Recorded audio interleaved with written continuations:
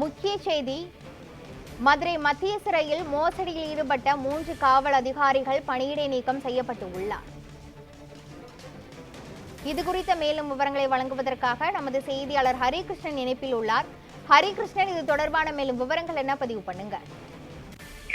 மதுரை மத்திய சிறையில் மோசடி செய்த விவகாரத்தில் சிறைத்துறை கண்காணிப்பாளர், கூடுதல் கண்காணிப்பாளர் உள்ளிட்ட 3 பேரை பணியிடை நீக்கம் செய்து டிஜிபி, சிறைத்துறை டிஜிபி உத்தரவு பிறப்பித்திருக்கிறார். மதுரை மத்திய சிறையில் சிறைவாசிகள் மூலமாக மாஸ்க், கையுறை போன்ற மருத்துவ பொருட்கள், ஆபீஸ் கவர்கள் தயாரிக்கப்பட்டு அரசு அலுவலகங்கள், நீதிமன்றங்கள் மற்றும் மருத்துவமனைகளுக்கு விற்பனை செய்யப்பட்டு வந்தது.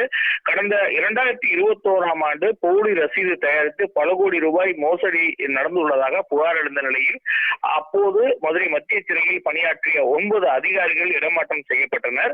இந்த புகார் தொடர்பாக தணிக்கைத்துறை அதிகாரிகள் ஆவணங்களை ஆய்வு செய்து ஊழல் தடுப்பு இயக்குநரகத்திற்கு விசாரணை நடத்தி நடவடிக்கை எடுக்க வேண்டும் என்கிற பரிந்துரை செய்தது. இதனைத் தொடர்ந்து லஞ்ச ஒழிப்புத்துறை அதிகாரிகள் நடத்திய விசாரணையில் 2016ஆம் ஆண்டு முதல் 2021ஆம் ஆண்டு வரை 1,63,64,000 ரூபாய் மோசடி நடந்தது உறுதி செய்யப்பட்டது. மதுரை மத்திய சிறையில் முறைகேடு நடைபெற்ற நாட்களில் சிறைத்துறை கண்காணிப்பாளராக பணியாற்றிய தற்போது புதுக்கோட்டை